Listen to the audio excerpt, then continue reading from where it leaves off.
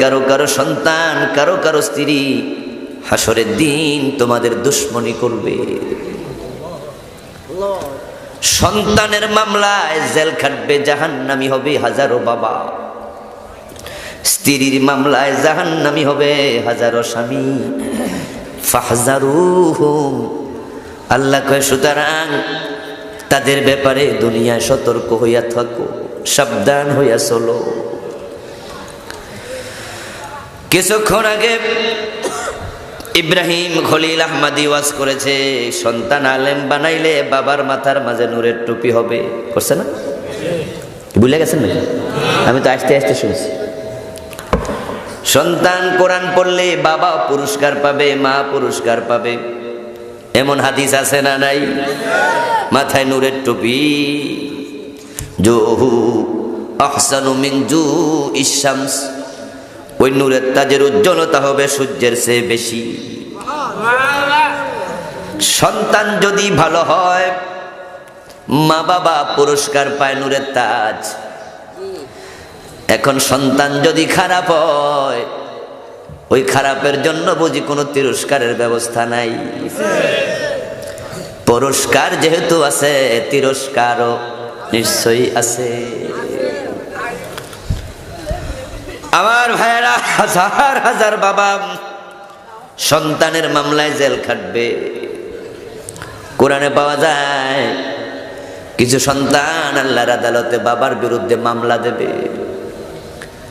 ইন্না মিন আজওয়াজিকুম, নিশ্চয় তোমাদের কারো কারো স্ত্রী, ওয়া আওলাদিকুম, কারো কারো সন্তান, আদুওয়াল লাকুম, তোমার দুশমন হবে।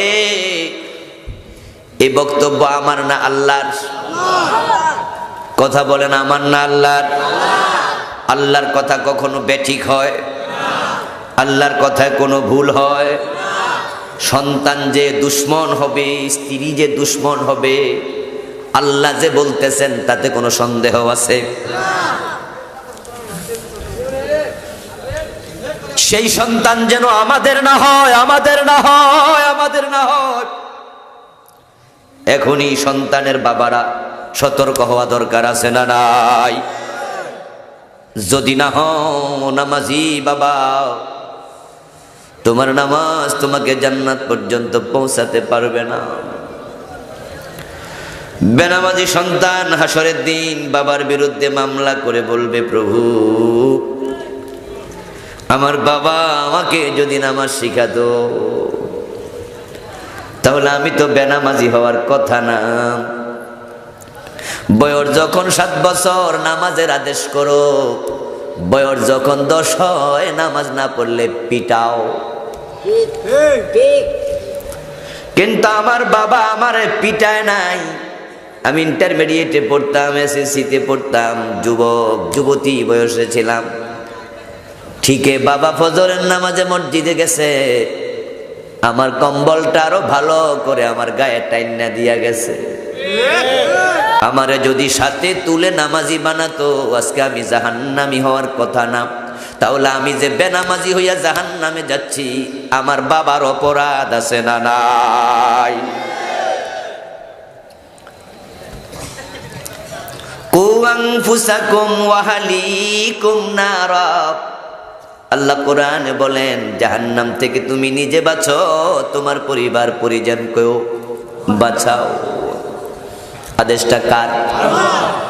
তা আপনি আল্লাহর আদেশে জাহান্নাম থেকে নিজে বাঁচলেন, পরিবারকে বাঁচানোর চেষ্টা করেন নাই। হাসরের দিন আল্লাহ বলবে, আমার কথা কিছু মানছো, কিছু মানো নাই। আর কিছু মেনে জান্নাত পাওয়া যায় না। তুমি দাঁড়াও বাবা, দাঁড়াও। সন্তান বলবে, প্রভু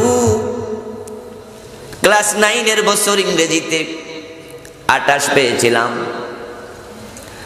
বাবা দোস্তদের সামনে রেজাল্ট শিট দেখে থাপ্পড় দিয়েছিল। সারাদিন সারা বছর প্রাইভেট পড়াই, ফেল করার জন্য থাপ্পড় খাইছি। এমন জিদ উঠল, ক্লাস 10 বছর ইংরেজি এমন ভাবে পড়লাম, আমি লেটার মার্কস পেয়েছিলাম। আমার মেধা ছিল, জিদ ছিল, শক্তি ছিল, সামর্থ্য ছিল। ওই 28 পাওয়ার কারণে বাবা একটা থাপ্পড় দিছে, আমি ইংরেজিতে লেটার পেয়ে গেছি। যদি নামাজ না পড়ার কারণে একটা দিন আমারে থাপ্পড় দিত, তাহলে ওয়াক্তিয়া নয়, হয়তো আমি তাহাজ্জুদওয়ালাও হয়ে যেতাম। নাজআলহুমা তাহতা আকদামিনা লিয়াকুনা মিনাল আসফালিন। হে আমার প্রভু, বাবারে ডাকো, পায়ের তলায় রেখে জাহান্নামে যেতে চাই। যুবতী মেয়ে বলবে, প্রভু আমার আমল নামায় লাখ লাখ গুনাহ কেন? আমি তো 30 বছর বয়সে মারা গেছি, 13-14 বছর তো নাবালেগ ছিলাম, ওই 17-18 বছর বয়সে এত লাখ কবিরা গুনাহ আমি কখন করলাম? আল্লাহ বলবে, বান্দি তোর আমল নামায় দেখ, তুই যে নাটকে অভিনয় করতি, সিনেমায় অভিনয় করতি, তুই যে স্টেজে গান গাইতি, লাখ পুরুষকে নাচাইতি, তোর কি মনে নাই? তোর দিকে লাখ লাখ পুরুষ কোন জোরে তাকাইছে, তাদের সবার যত গুনাহ হয়েছে তোর আমল নামায় তার সমান গুনাহ হয়ে গেছে। মেয়ে বলবে, আল্লাহ যদি এইটাই আমার জাহান্নামের কারণ হয়, আমার বাবারে ডাকো। কারণ আমি যখন ছোট্ট ছিলাম, ক্লাস 2-তে পড়ি, 3-তে পড়ি, আমি অবুঝ, ওই ছোট্ট বয়সে আমার বাবা আমার নাচের স্কুলে ভর্তি করাইছে। এমন বাপ 2-1 দেবিদ্বারও আছে না নাই? আমার এক গানের স্কুলে ভর্তি করাইছে। আমি যখন নাচতাম আমার বাবা হাততালি দিত, দিয়ে কইতো হেভি হইছে। সেগুলো সামনে আগায় বসে জায়গা হইতেছে না, পিছনে সামনে আগে বসে আমরা সামনে। একটু আগাবেন, একটু আগান প্লিজ, কারণ ওই যে মুরব্বীও গেটে দাঁড়ায় আছে। আমরা এই সামান্য সামান্য একটু আগাইলে মনে হয় জায়গা হয়ে যাবে। লা ইলাহা ইল্লাল্লাহ জিকিরের সাথে সবাই আগাই, প্লিজ। আগাচ্ছেন না কেন ওই যে গেটের লোকেরা? লা ইলাহা ইল্লাল্লাহ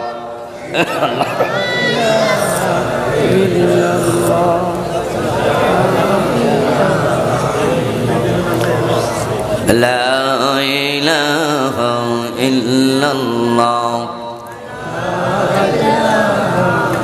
লা ইলাহা ইল্লাল্লাহ মুহাম্মাদুর রাসূলুল্লাহ। আমার ভাইরা বলতেছিলাম, যুবতী বলবে, প্রভু আমি নাটক অভিনয় করেছি, আমি সিনেমার অভিনেত্রী ছিলাম, আমার বাবা আমাকে সাথে নিয়ে শুটিং স্পটে যেত, পরপুরুষের সাথে আমি লাপালাপি করেছি, আমার বাবা সেখানে উপস্থিত ছিল, পকেটের টাকা খরচ করে আমার বাবা আমার অভিনয় শিখাইছে, গান শিখাইছে, নাচ শিখাইছে। যদি সেই সময় আমার বাবা আমার এই খারাপ পথে না দিত, কোটি কোটি লাখ লাখ গুনাহ নিয়ে আমি দোজখী হতাম। আমার বাবার এটা কোন জলহুমা তাহতা আকদামিনা লিয়াকুনা মিনাল আসফালিন।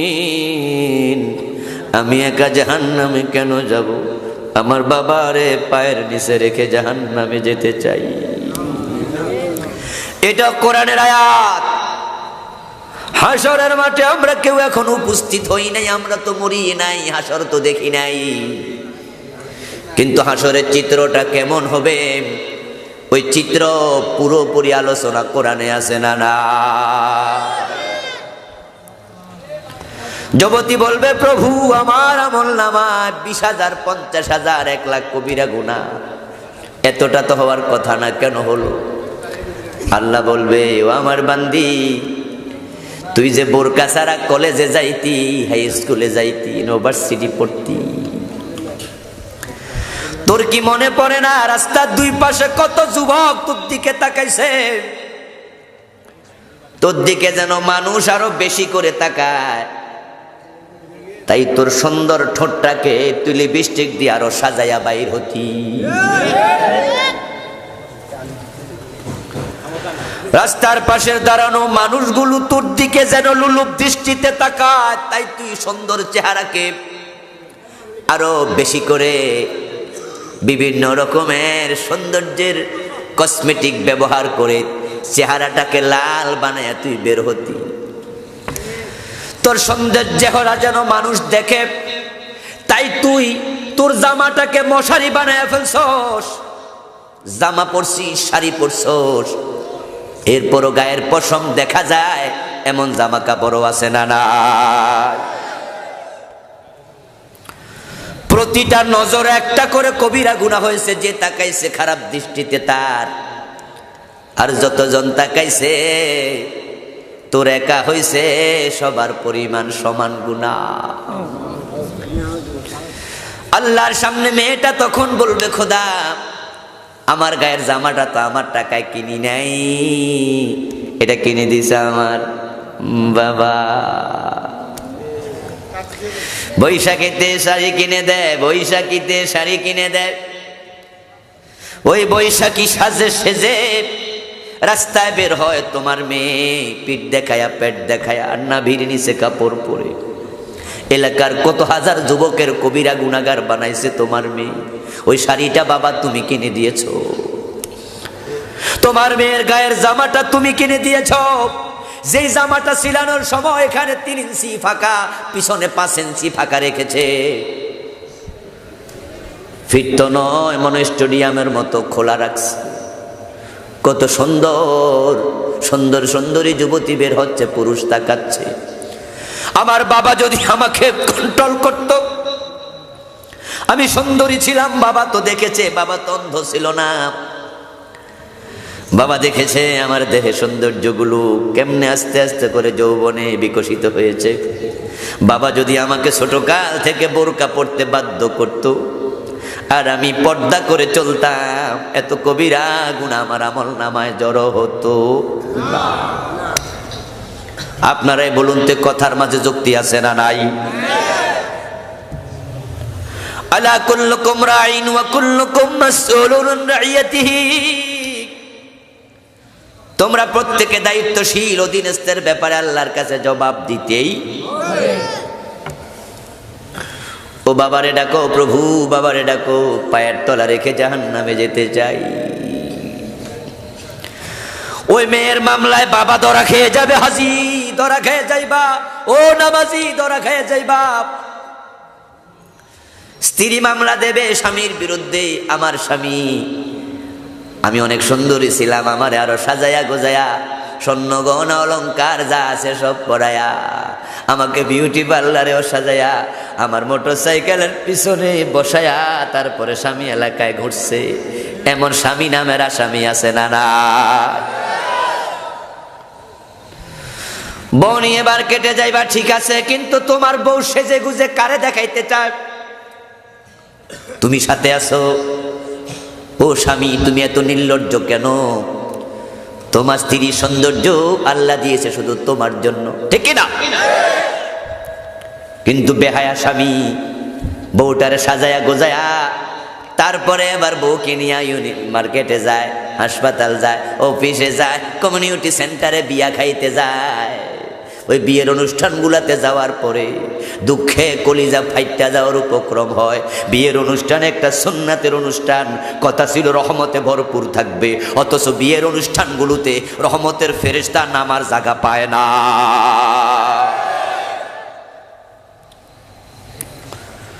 কত পুরুষ তোমার স্ত্রীর সৌন্দর্য দেখতেছে, হাসরের দিন বউ মামলা দেবে, প্রভু স্বামী যদি আমাকে বোরকা পরাতো, পর্দায় থাকতে বাধ্য করতো, এত কবিরা গুনাহ আমার আমল নামায় আসতো না। স্বামীকে ডাকো, পায়ের তলায় রেখে জাহান্নামে যেতে চাই। বন্ধু ভূমিকায় হলাম, ভূমিকায়। এখন আমরা যারা এখানে আছি আমাদেরও সন্তান আছে, কারো সন্তান হবে। আজকের শিশু আগামী দিনের ভবিষ্যৎ, স্ত্রী হবে। আমরা আখিরাতে সন্তানের কারণে জাহান্নামী হতে চাই না, বরং আমরা এমন সন্তান চাই যে সন্তানের ওসিলায় আল্লাহ নূরের তাজ বাবার মাথায় দিয়ে দেবে। প্রত্যেক বাবাই চায় ভালো সন্তান, প্রত্যেক মাই চায় একজন ভালো সন্তান, এমন সন্তান কে আশা না করে যে সন্তানের পরিচয় দেওয়ার কারণে দেবিদ্বারে ওই কুমিল্লা শহরে আমি অমুকের বাবা, ওই সন্তানের নাম শুনে মানুষ চেয়ার ছাইরা দেবে। শুধু সন্তানের বাবা পরিচয় দেখাতে মানুষ চা খাওয়াবে, মানুষ হ্যান্ডশেক করে কাছে ডেনে বলবে আপনি বড় ভাগ্যবান, আপনার ঔরসে এমন একটা সোনার টুকরা ছেলে জন্ম নিয়েছে। এমন সন্তান কে না চায়, যার সন্তানের কারণে হাসরের দিন বাবা জান্নাতি হবে, মা জান্নাতি হবে, তার পরিবারের 10 জন জান্নাতি হবে। ও বাবার কপাল, বাবার মাথায় আল্লাহ নূরের তাজ দেবে, সন্তানের ওসিলায় বাবা সম্মানী হবে। কে না চায় এমন সন্তান? কিন্তু আপনার একটু আওয়াজ করে বলুন তো, ওই ভালো সন্তানগুলো দিন দিন কমছে না বাড়ছে? অথচ আমাদের দেশে শিক্ষিত মানুষ আগের তুলনায় কমেছে না বেড়েছে? শিক্ষিত বেড়েছে, ভালো মানুষ কমেছে। অথচ আমরা তো ছোটকালে ইংরেজি প্রবাদ পড়েছি, শিক্ষা জাতির মেরুদণ্ড, education is the backbone of a nation. যে জাতি যত শিক্ষিত ওই জাতি হবে তত উন্নত। যেই জাতি শিক্ষিত হবে, ভদ্র হবে, সভ্য হবে, ভালো হবে। কিন্তু বাংলাদেশের ব্যাপারটা 180 ডিগ্রি উল্টে গেছে। এই দেশে শিক্ষিত বাড়তেছে, ভালো মানুষ দিন দিন কমতেছে। আমার ভাইয়েরা, পুরা দেবিদ্বারে আজ থেকে 30 বছর আগে MBBS ডাক্তার 1-2 জনও পাওয়া যাইত না। কিন্তু MBBS ডাক্তার এখন কোনো ডাক্তারই না। MBBS শোনার পরে পাবলিক কহে তো শিশু, ডাক্তারি বিষয়ে তো এখনো বাচ্চা। এরপরে কি কি প্রশিক্ষণ নিছে, SPPS, FRCS কিছু করছিনি দেখো। শুরুতে পাবলিক এখন জিগায় যে ডাক্তার দেখাবো, প্রফেসর আছে কিনা। ওই লেকচারার ম্যাকচারারকে অনেকে ডাক্তারই মনে করে না। যাই হোক বন্ধু, MBBS অনেক বেড়েছে, অনেক বেড়েছে। কিন্তু ভালো মানুষ কমার কারণে আমরা দেখি মেধাবী ওই ডাক্তারেরা একজন ডাক্তার বড় বড় ডাকাত হয়ে যাচ্ছে।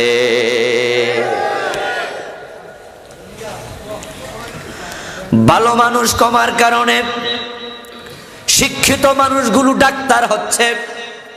ওই ডাক্তার আর মানুষ থাকে না, অধিকাংশ, শতকরা 5% বাদ দিতে পারেন, আর 95% রোগীদের সাথে তাদের দুর্বলতার সুযোগ নিয়ে এমন আচরণ করে যেটা ডাকাতেও করে না, ডাকাতেও করে না। আমরা এমন ডাকাতের গল্প শুনেছি যে ডাকাত সব কিছু দিয়া দেওয়ার পরে, মানি ব্যাগ, হাতের মোবাইল সব কিছু নিয়া ডাকাত এবার জিগা গাড়ি ভাড়া আসেনি, কথা বোঝেন? সব নিয়ে ডাকাত জিজ্ঞাসা করতেছে, এই মিয়া গাড়ি ভাড়া আসেনি? এখন ওই ভাড়া কয় নাই, 200 টাকা ফিরাই দে, দিয়া কয় একটা CNG করে চলে যান। ও বন্ধু, ডাকাতে যদি ধরে আর আপনি সব দিয়ে দেন, আপনার গায়ে একটা টোকাও দেবে না। সে শুধু টাকা পয়সা নিয়ে চলে যাবে, আপনাকে অসুস্থ বানাবে না, পারত পক্ষে গুতা মারে না। আমাদের একজন বক্তা আছে, মাওলানা ফখরুদ্দিন আহমদ, কেউ কেউ নাম শুনতে পারেন হয়তো, আমিন বাজার মসজিদের খতিব, আমার বন্ধু মানুষ। এই দাউদকান্দি কয়দিন আগে উনার গাড়ি ডাকাতি হলো, দাঁড়াই আছে জ্যামের মাঝে, আর বেটারা আইসা লোহার রড টড দিয়া উনার গাছটা যা আছে, এই পাশের গ্লাস ওই পাশের গ্লাস দুইটাই ভেঙে ফেলল, সামনেটায় বাড়ি মারল। আরে মানুষ কত অসহায়, কত গাড়ি দাঁড়ায় আছে, কেউ আগে আসে না। তারপরে কাজ টাজ ভেঙে এবার টাইনা বাইর করছে, বাইর না কি আছে দেন তো হুজুর। উনি কয় যে আমি যা সব দিয়ে দিচ্ছি, পরে আমারে কয় সব নিয়া, শুরুতে যদি বাইর হইতেন তাহলে তো আর কাজটা ভাঙ্গা যাইতো না।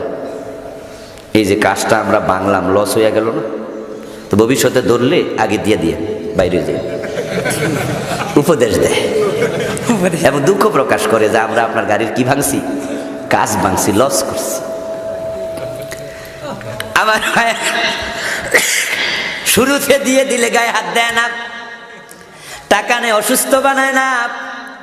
ডাক্তারের ভিতর আপনার এই যে ডাকাতের ভিতরও বোঝা গেল কিছু মানবতা সামান্য এখন একটু আছে। কারণ হে আপনার সব টাকা নিয়ে ফেলে একটা ছুরি ঢুকায় গেলে কি করতেন? কিন্তু আমাদের দেশে হাসপাতালগুলোতে 100 জন মহিলা যদি পেটে বাচ্চা নিয়ে যায়, 100 জনের মাঝে 90 জনের পেট কাইটা ছাইরা দেয়। কথা বোঝেন?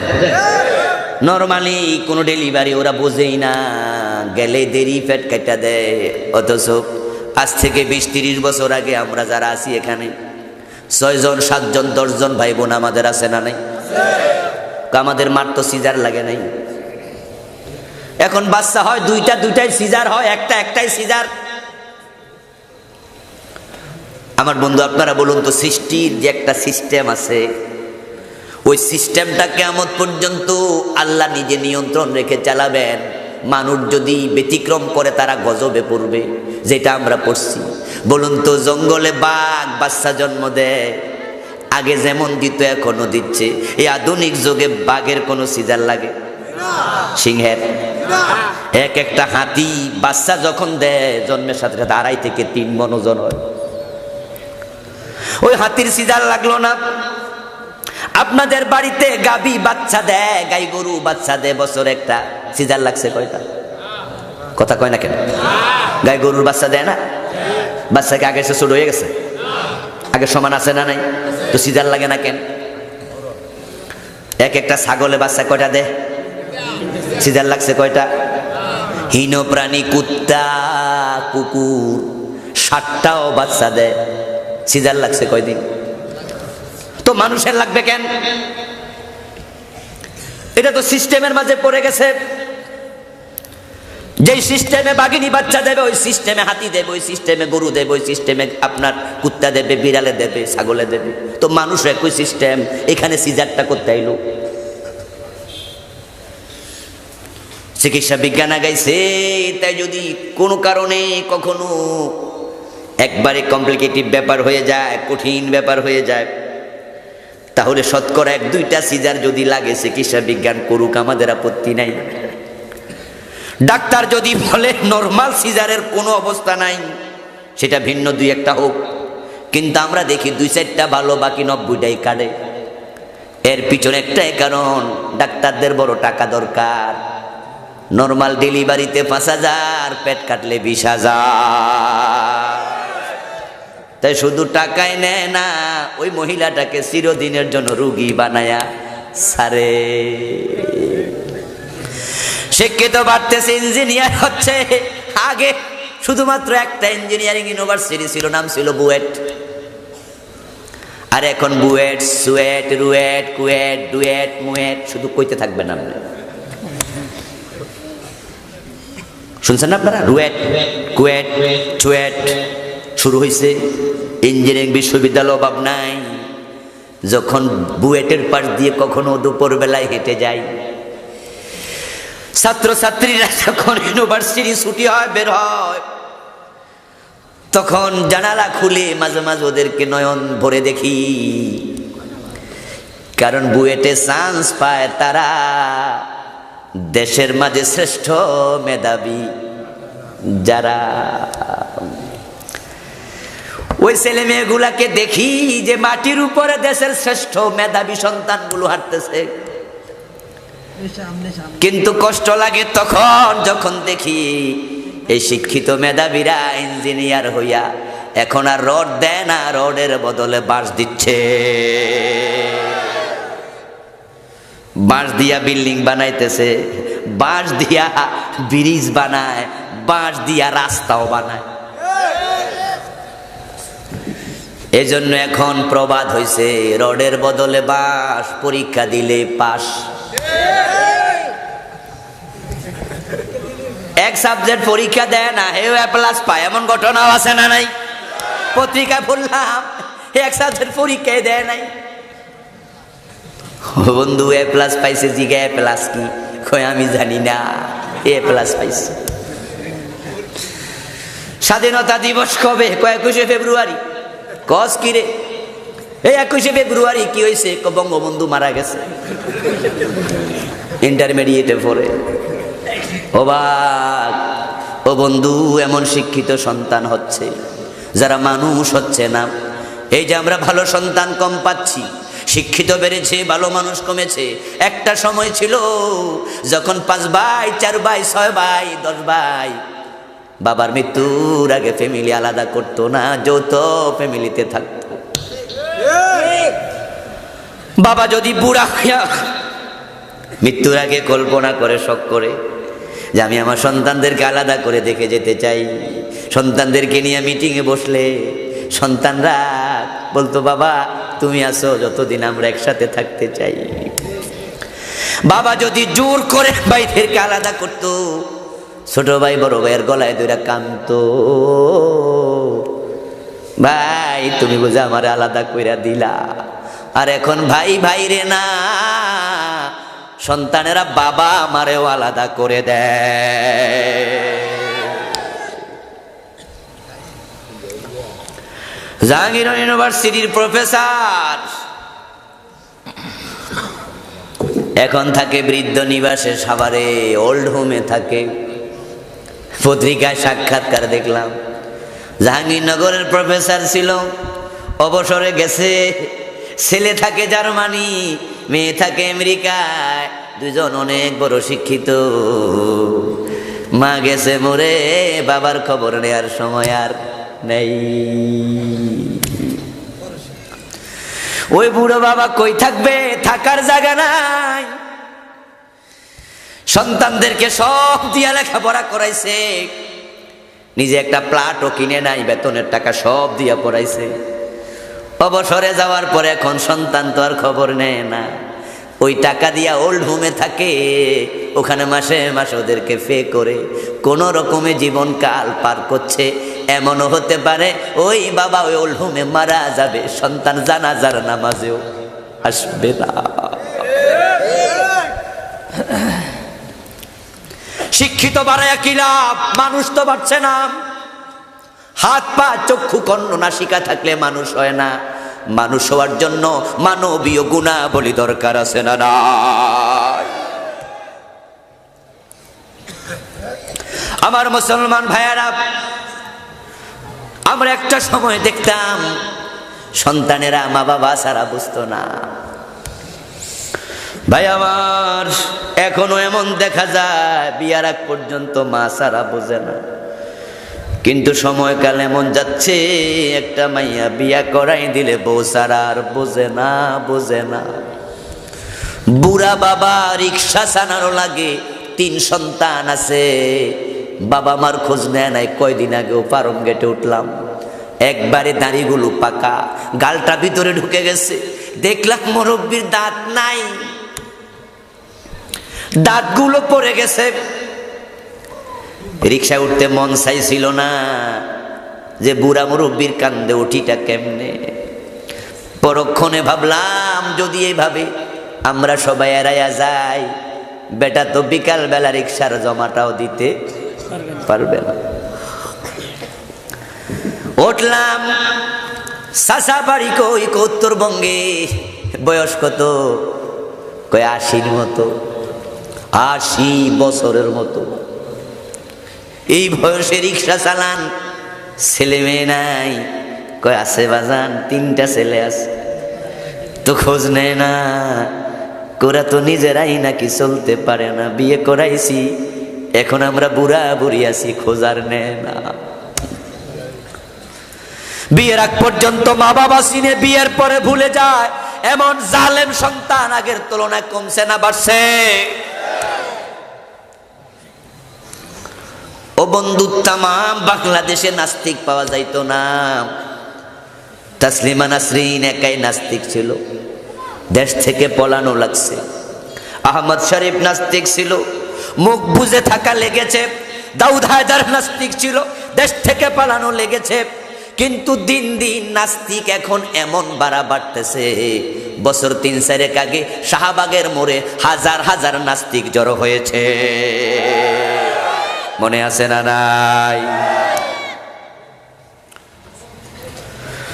ওই নাস্তিক ব্লগারগুলো ইসলামের বিরুদ্ধে তাদের ব্লগে এমন লেখা লিখছে, যখন তাদের বিরুদ্ধে আন্দোলন হলো ফোকা পড়ছে, তখন আমাদের প্রশাসন সতর্ক হলো। শাহবাগের মোড় থেকে ওই ইমরান এইডস সরকার তারে ধাক্কায় তুলে দিল। 4 জনকে সরকার অ্যারেস্ট করলো। ওই 4 জনের মাঝে একজনের নাম আসিফ মহিউদ্দিন। সে অ্যারেস্ট ছিল কিছুদিন, এখন জামিনে বের হয়ে জার্মানিতে পালায়া গেছে। তার ওই দেশের লোকের আশ্রয় দিচ্ছে, রাজনৈতিক আশ্রয়। আসিফ মহিউদ্দিন তার ব্লগে লিখেছে, যদি শাহবাগের মোড়ে আল্লাহ নেমে আসে, সে আল্লাহরেও নাকি ফাঁসি দিয়ে দেবে। এইভাবে হাজারো নাস্তিক বেড়ে গেছে। এক সময় নাস্তিক ছিল না, এখন এত নাস্তিক কেন? এক সময় মা বাবাকে নিয়ে সাথে থাকতো, এখন ভুলে যায় কেন? এক সময় ডাক্তাররাই ছিল মানুষের খাদেম, এখন উল্টে গেছে কেন? শিক্ষিত এত বেড়েছে, খারাপ মানুষ এত কেন? এর পিছনে কোনো কারণ আছে না নাই? কারণ হলো আমরা ভালো বাবা মা হতে পারি নাই, খারাপ সন্তান বেড়েছে। এর কারণ ভালো মা বাবাও কমেছে।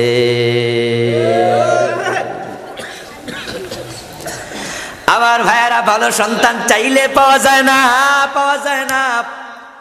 খারাপ পারবে না কেন? ভালো মা তো কমে গেছে। আপনারা যারা এখানে বসে আছেন, ও বন্ধু, আমার সমবয়সী এবং আমার সিনিয়রেরা, আপনাদের মনে থাকার কথা, আমাদের মা চাচিরা যখন বেড়াতে যেত বাড়ি থেকে দূরে, বোরকা পরার পরে রিকশায় ওঠে, আবার কাপড় দিয়ে একটা ঢাকনাও, মনে আছে না নাই? সন্ধ্যাবেলায় যখন বের হতো পাশের গ্রামে বেড়াতে যাবে, আমার মনে আছে আমার দাদি বেড়াতে যাবে মেয়ের বাড়ি, সাথে আমি নাতি সাথে নিচ্ছে, বোরকা পরে আবার ছাতা হাতে। যখন দেখতো কোনো পুরুষ মানুষ আসতেছে, অন্ধকারে আওয়াজ শোনা যায়, নানিকে দাদিকে দেখতাম রাস্তার কোণে গিয়া দাঁড়ায়া থাকতো। মানুষ চলে গেলে তারপর রাস্তায় চলতো। আমাদের মা চাচিরা তারা বড় শিক্ষিত ছিল না, MA পাস BA পাস পাওয়া যেত না, কিন্তু তারা কখনো বেপর্দা পুরুষের সামনে যাইতো না। তাদের পেট কোনো পুরুষ দেখতো না, তাদের পিঠ কোনো বেগানা পুরুষ দেখতো না। কিন্তু এখন খারাপ মা এত বাড়ছে, হাজার হাজার মা সন্তান পেটে লইয়া তার পেট পর পুরুষকে দেখাচ্ছে।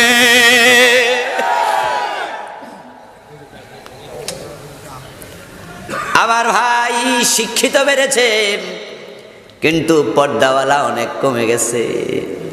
এই যে পর্দাওয়ালা কমেছে, আওয়াজ দিয়া কইছেন ঠিক ঠিক হুজুর ঠিক, কিন্তু এখন ওই পর্দাওয়ালা কমছে, ওই বেপর্দা নারীর ভাই, ওই বেপর্দা নারীর বাবা, ওই বেপর্দা নারীর স্বামী এখানেও 2-4 জন আছে না না?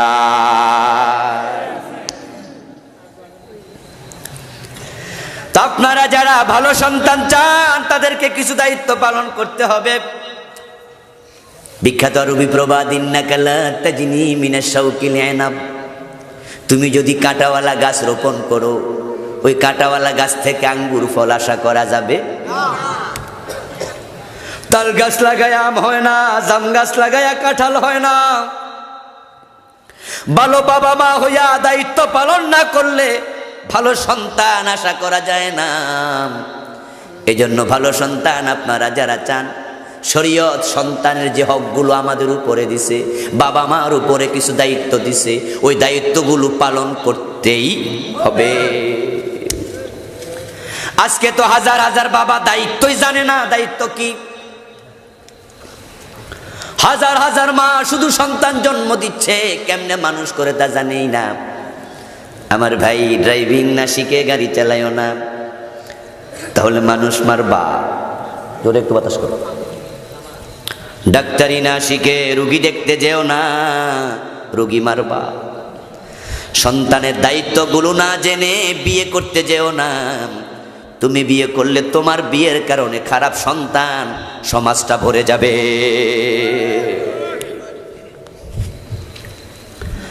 আমি আপনাদেরকে বলবো বন্ধু, বাবা মা যদি ভালো বাবা মা হয়, তাহলে সন্তানও ভালো হবে, এটাই স্বাভাবিক। কারণ বীজ যেমন গাছ হয় তেমন ভালো বীজ থেকে ভালো গাছ হবে, আর ভালো গাছ থেকে ভালো ফল হয়। এখন ভালো বীজ এত কমে গেছে, হাজারো বাবা মা নিজেরাই ঠিক নাই, এমন বাবাও সমাজে আছে যেই বাবা নিজের ছেলেরে দিয়া নিজে বিড়ি ধরাচ্ছে, আছে না নাই? দুপুর বেলায় ভাত খাইয়া চকিতে শোয়, পায়ের উপর পা তুলে কয় কইরে আব্দুল্লাহ, কইরে জসিম, ছেলে কয় জি বাবা, কয় ফাঁক করে সিগারেটের প্যাকেট থেকে একটা সিগারেট লইয়া একটু ধরায়া আন, ছেলেরে দিয়া বিড়ি ধরাচ্ছ। ও বাবা, ছেলে যাইয়া বিড়িটা তোমার হাতে ধরাইয়া দেয়, তুমি টান মাইরা ধোঁয়া ছাইরা তারপর আবার দেখো ধোঁয়া কই যায়। ছেলে পাশে দাঁড়ায়া দাঁড়ায়া ছোট মানুষ কল্পনা করে, আমার বাবা এর ভিতরে যে কি মজা পাইছে আল্লাহই জানে। তাই পরের দিন যখন তাকে আবার বিড়ি ধরাতে পাঠাও পাক ঘরে, সে ডানে বামে তাকায়া দেখে কেউ দেখেনি। যখন দেখে কেউ দেখে না, সেও টান মারার সম্ভাবনা আছে না? না। যেই বাবা নিজের ছেলের সামনে সিগারেট টানে, যেই ছেলেকে দিয়া বিড়ি ধরায় সিগারেট ধরায়, ওই ছেলে বড় হইয়া গাঁজা টানার সম্ভাবনা আছে কিনা? এজন্য ভালো বাবা হও, ভালো মা হও, তাহলে ভালো সন্তান পেয়ে যাইবা। কামাতা দিন তুদান, সন্তানের হক দাও, সন্তানের কাছে হক চাওয়া লাগবে না, সে এমনি দিয়ে দেবে, এমনি দিয়ে দেবে। কিন্তু হকগুলা কি? আমরা মাহফিলগুলোতে গেলে শুধু শুনি বাবা মায়ের হক এই, বাবা মার খেদমত করো, বাবা মার এই করো সেই করো। নিশ্চয়ই এটা হাদিসে কোরআনে আছে, করতেই হবে। কিন্তু আপনারা একটু আমার সাথে আওয়াজ করে বলুন তো, দুনিয়াতে বাবা মা আগে আসে না সন্তান আগে আসে?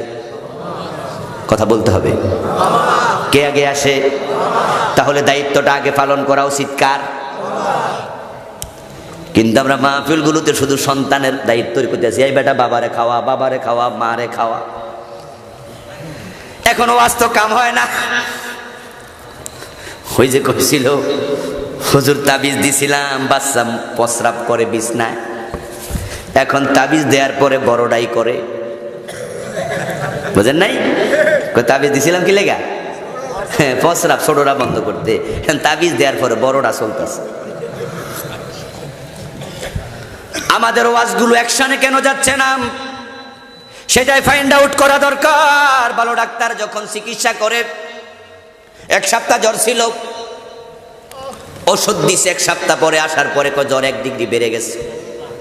ডাক্তার তখন কয় তাহলে ব্লাড টেস্ট করো, ইউরিন টেস্ট করো। পরীক্ষা নিরীক্ষার পর আবার ওষুধ দিছে, এক সপ্তাহ পরে আসছে আরো 1 ডিগ্রি বেড়ে গেছে। ডাক্তার তখন বলে আমার একার সিদ্ধান্তে চলবে না, প্রয়োজনে গবেষক কমিটি হবে। এই জন্য তারা টিম বসায়, মেডিকেল বোর্ড গঠন করে। এমনও আছে না নাই? যে কারণটা কি, সমস্যা কোথায় সেটা ফাইন্ড আউট করো।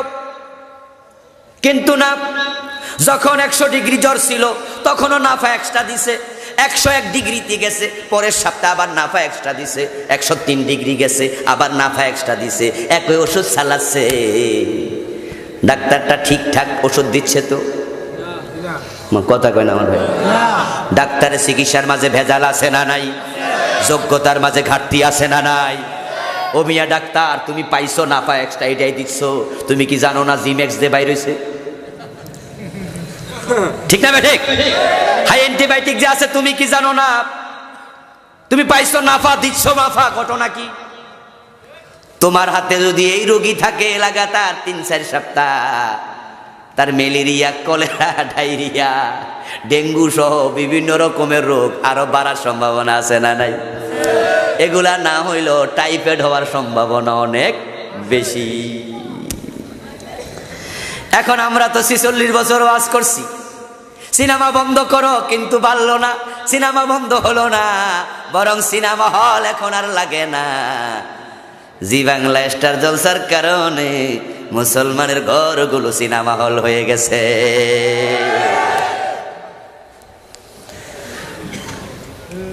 আমরা বলছি পর্দা করো, পর্দা করো।